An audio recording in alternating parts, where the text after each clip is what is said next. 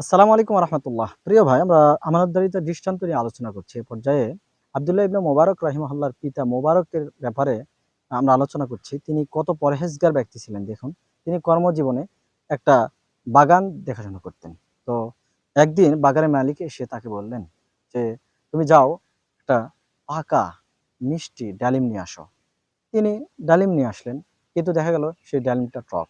পরবর্তীতে তাকে আবারও পাঠানো হলো, তিনি আবারও গেলেন, সেটাও দেখা গেল টক। ৩ বার, তৃতীয়বার তাকে পাঠানো হলো, সেটাও দেখা গেল ভাগ্যক্রমে টক ডালিম। এতে ক্ষিপ্ত হয়ে গেল বাগান মালিক। তিনি বললেন যে, তুমি এতদিন পর্যন্ত এই বাগানে আছো, কোন ডালিম টক, কোন ডালিম মিষ্টি এটা বুঝতে পারো না? তখন মোবারক বলছেন যে, আমি কিভাবে জানবো? আমি তো শুধু বাগান পরিদর্শন করি, দেখাশোনা করি। আমি তো ডালিম খেয়ে চেখে দেখিনি। আল্লাহু আকবার! মালিক মুনিব অবাক, আজীব হয়ে গেল যে, তুমি একদিনও ডালিম খেয়ে দেখোনি? তখন মোবারক বলছেন যে, আপনি তো আমাকে দেখাশোনার জন্য রেখেছেন। আপনি তো খাওয়ার জন্য আমাকে অনুমতি দেননি।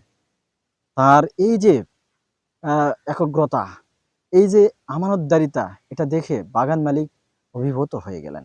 তিনি তার নিজ কন্যাকে তার সাথে বিবাহ দিয়ে দিলেন। আল্লাহু আকবার! সম্মানিত উপস্থিতি, তাহলে আমানতদারিতা বজায় রাখলে হাতে, হাতে পুরস্কারও পাওয়া যায়। আল্লাহ আমাদেরকে তৌফিক দান করুক আমানতদারিতা বজায় রাখার। আমিন ওয়া আখিরু দাওয়ানা আনিল হামদুলিল্লাহি রাব্বিল আলামিন। আসসালামু আলাইকুম ওয়া রাহমাতুল্লাহি ওয়া বারাকাতুহু।